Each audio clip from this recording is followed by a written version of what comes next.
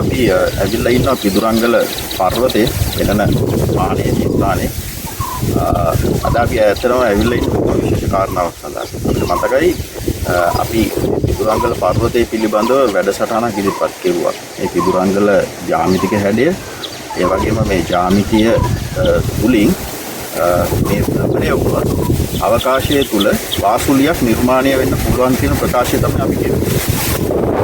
මේ වැඩසටහනට අදාළ ලින්ක් එක අපලත් පහදින් ලබා දෙනවා. බලපු නැති කට්ටියට ඇතරම මේ සඳහා විශාල ප්‍රතිචාරයක් ලැබුණා. ඒත් විශාල ප්‍රමාණයක් ඒ ගැන අපිට ප්‍රශංසා කරලා එවලා තිබුණා. ඒ වගේම ආරාධනාවක් කරලා තිබුණා. ඇරයුමක් කරලා තිබ්බා. පුළුවන් නම් මේ ප්‍රකාශය ඔප්පු කරලා පෙන්නන්න කියලා.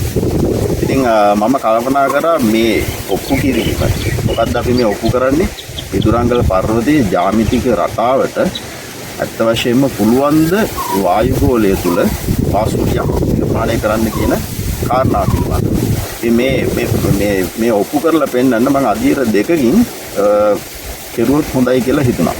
අපිට දැන් මේ අවස්ථාවේදී වාතය තුල වාසුලියක් නිර්මාණය කරන ටිකක් අපහසුයි. මොකද ඒ සඳහා බොහොම වැඩි වේගකින් භ්‍රමණය කර යුතු වෙනවා. ඒ නිසා ඉතා අඩු වේගයකින් ජ්‍යාමිතිය තුලින් උත්පාදනය වන වාසුලිය බැලීම සඳහා ජලය භාවිතා කර අත්හදා බැලීමේ ක්‍රමයක් මම සූදානම් කරලා තියෙනවා. දැන් මගේ අතේ තියෙනවා මේ පිදුරංගල පර්වතයේ අපි කපාගත්ත ඉතා කුඩා ආදර්ශ පද්ධතියක් සාම්පල් එකක්. මේක තමයි පිදුරංගල පර්වතයේ 100% නිවැරදි ආකෘතිය. මෙන්න මේ ස්ථානයේ තමයි කුඩා ගල තිබෙන්නේ. දැන් අපිට මේ පසුපස පෙන්වන බෑවුම තමයි මෙන්න මේ ප්‍රදේශය. ඒතර මෙන්න මෙතන තියෙන සිදුර තමයි මෙතන හඳුනාගෙන තියෙනවා මේ වතුර ගලා බසින ස්ථානයක් හැටියට. ඒකට පුරා විද්‍යා නමක් සඳහන් වෙනවා.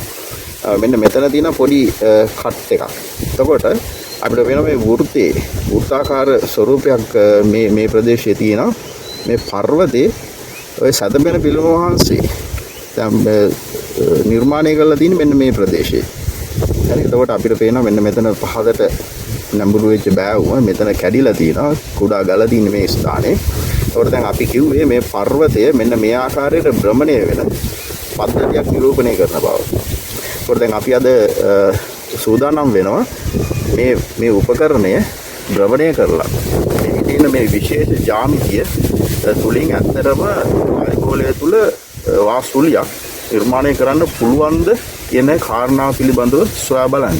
මම මේ අවස්ථාවේදී ස්තුතිවන්ත වෙන විශේෂයෙන් අතරම මේ නිර්මාණය කිරීම සඳහා මේ සීගිරියේ ඉන්න දක්ෂ කලාකරුවෙක් වඩු කර්මාන්තයේ නියැලෙන මහත්මයෙක් ශාල වශයෙන් උදව් උපකාර කෙරුවා.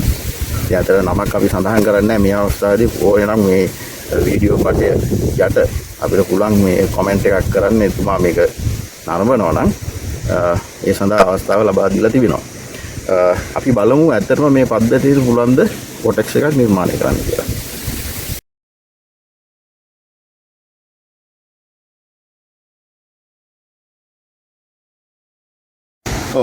දැන් අපි සූදානම් වෙන්නේ ඒ වාසුලියේ ඇත්තටම ජලය තුල නිර්මාණය කරලා ඒ ක්‍රියාවලිය එහෙම නැත්නම් ඒ වොටෙක්ස් එක සිද්ධ වෙනවද කියලා අත්හදා බැලීම සඳහා ඒ සඳහා මගේ ළඟ තියෙනවා සකස් සරල උපකරණයක්. අපිට පේනවා ඇති අර පිදුරංගල පර්වතයේ ජ්‍යාමිතියේ හැඩයට සමාන රොටර් එක අපි මේකේ අභ්‍යන්තරයේ සවි කරලා තියෙනවා. ඒ වගේම මේ යට තියෙන කුඩා DC මෝටර් එකක් 9 volts බැටරි එකක් තියෙනවා. දැන් අපි උත්සාහ කරන මෙතනදී මේකට ජලය පුරවලා ඒක ක්‍රියාත්මක කරලා බලන්න මේ විශේෂ ජ්‍යාමිතිය අභ්‍යන්තරයේ භ්‍රමණය වෙනකොට වොටෙක්ස් එකක් නිර්මාණය වෙනවද කියන එක. අපි බලමු දැන් ජලය පුරවලා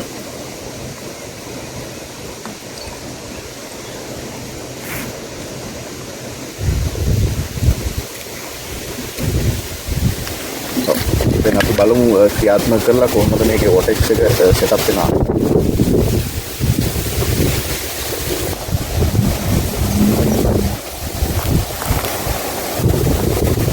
වොටෙක්ස් එක සෙටප් වෙනවා.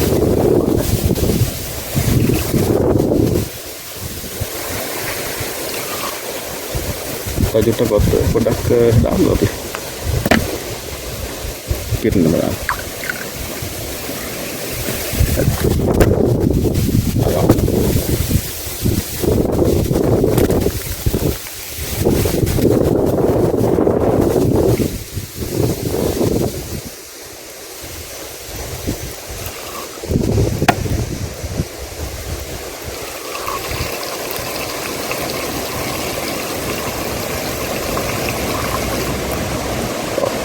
දැන් අපි දැක්ක මේ පද්ධතියට ඇත්තටම මේ විශේෂ ජ්‍යාමිතිය ඉතාම ප්‍රබල වොටෙක්ස් එකක් නිර්මාණය කිරීම හැකියාව. ඇත්ත වශයෙන්ම දැන් මේ ආකාරයේ මොනෝ ප්‍රොප් එකකට පුළුවන් යාන්ත්‍රික හැඩයක් නැතත් ජලය තුළ වොටෙක්ස් එකක් නිර්මාණය කිරීම සඳහා ඒකට වාදයක් ඇති කරන්න පුළුවන් ආගියුමන්ට් එකක් ඇත්තටම මේකේ වොටෙක්ස් එක සෙටප් වෙන්නේ මේ මොනෝ ප්‍රොප් එකක් නිසා කියලා.